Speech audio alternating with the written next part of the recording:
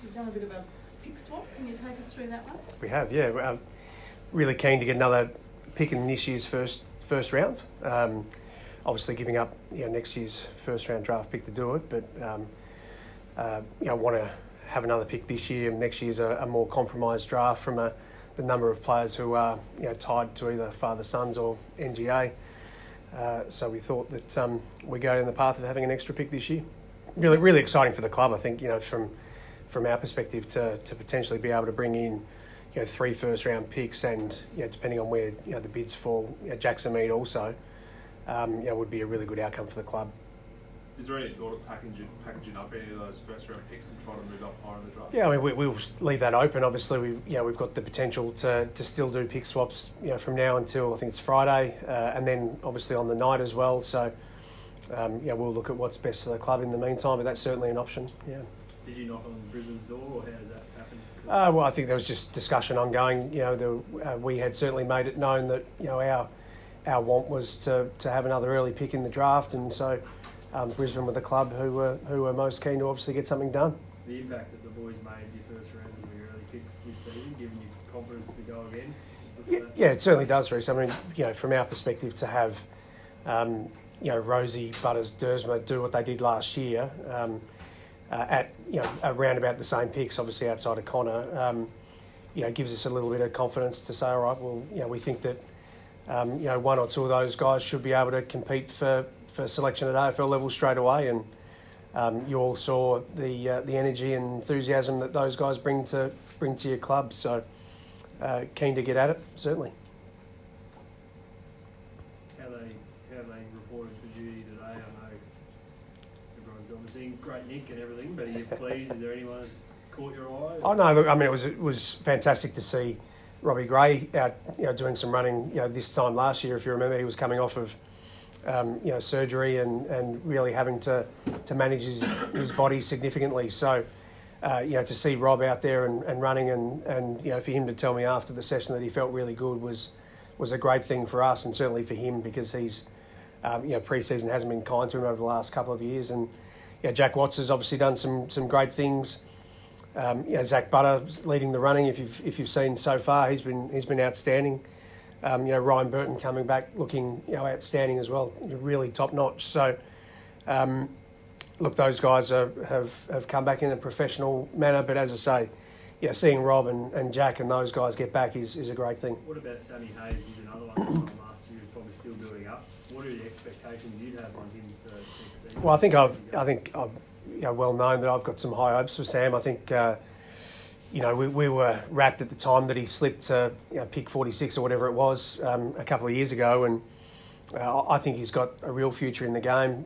But clearly, after having a knee recon in his first year, had some rehabilitation to do. But to see him back out now, running, finish the year strongly, and I would expect he and Pete Laddams to be pushing Scott Lycett all the way for the ruck position.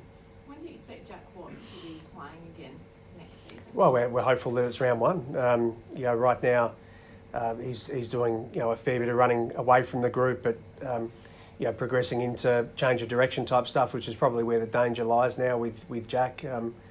But he's coping with all of the stuff that he's going through right now. So right now I'd say there's no reason why we shouldn't be expecting Jack to be available for the pre-season games. Charlie Dixon's looking pretty good at the moment. Is he coming off a bit of a disrupted season?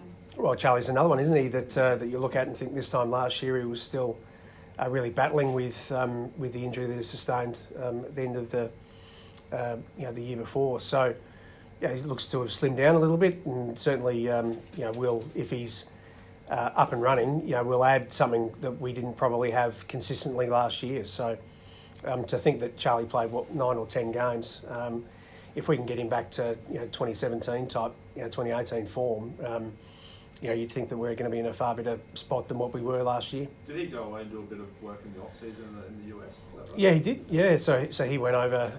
Travis obviously does a fair bit of work over there, and excuse me, Travis does a fair bit of work over there, and so Charlie and a couple of other our guys decided to do some work with him, which was great to see. Chris, have you got a process in mind about your captaincy and how you're going to go about that over the pre-season, and how much will be a football decision and how much will be a club decision? Well, I think, yeah, I mean, look, this will be a club decision. There's no doubt about that. You know, it always is. It always goes for rubber stamping, you know, through a process. So, you know, right now nothing's changed from when I spoke 3 or 4 weeks ago around the fact that we'll get the guys back, we'll get them back into training, and then we'll look at what's best for the club, you know, into the future from a captaincy perspective. You canvass the players again, do you think?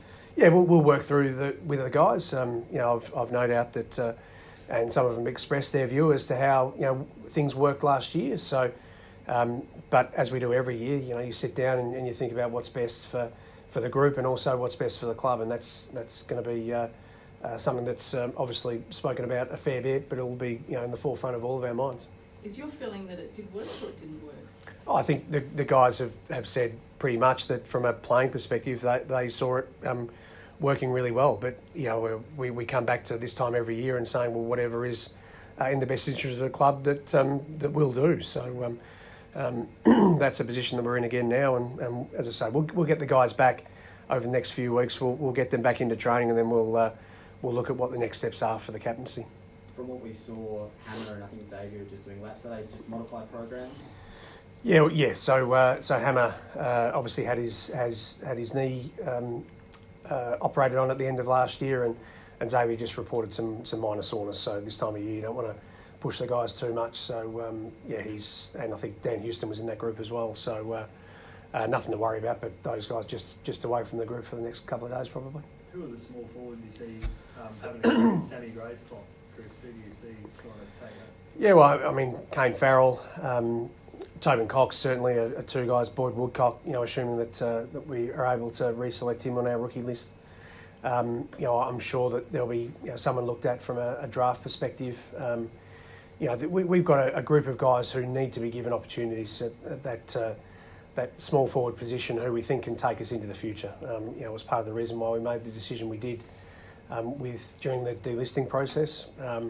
You know, but I've got high hopes for those guys that once given opportunity that they'll be able to grab it and take us forward. Is that, I suppose, an area of the ground, in the first round you might look at? In terms of Yeah, your I mean, look, generally speaking of the draft, you know, you're just ruling lines through the players who have been taken. You know, we'll go through what our list is over the next, you know, week. I know Jason Cripps, our list manager, is here on Wednesday, and we'll probably look to, you know, put our list together then.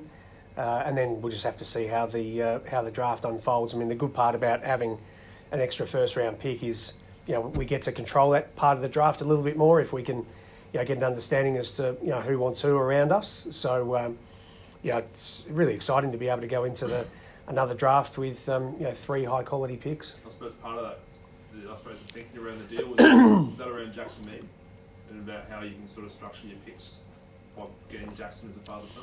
Yeah, I mean, fair to say that pick 29 was probably around the mark as to what, you know, most people would suggest that Jackson might be taken. So, you know, we have wanted to position ourselves in the draft this year to get as many good quality players on our list as we can, and you know, Jackson's obviously tied to us, so we get the last right of refusal, I guess.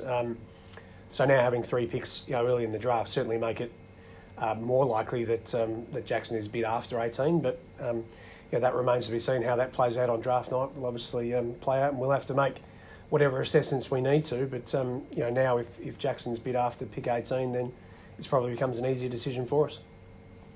In terms of long-term strategy now, are you giving up that first round pick next year? Is this an indication that you'll have your younger players to come in, and next year will be more like, okay, if we need a top-up player, an older player, a mature player, that's the sort of deals we'll be looking to do? Yeah, potentially. Obviously, without a first round in the following year, you've got to look at the way that either you can get back into the first round, if that's a priority for you, or we go down the path of what we did a few years ago with free agency. So, yeah, they're all the options open to the club. I think right now, you know, most people in the AFL would suggest that, you know, next year's draft is, you know, they're going to be the most compromised in history. So, you know, it's something that we're going to have to be mindful of. As I say, getting pick 16 for us this year is a really exciting outcome, and one that, yeah, we're rapt to be entering this year's draft with that potential to get some good young talent onto our list again. Oh, so did Travis boat train today? No, I didn't. So Travis got a couple of extra days away from the club just to finalise what he's doing over in America and get back from there. So.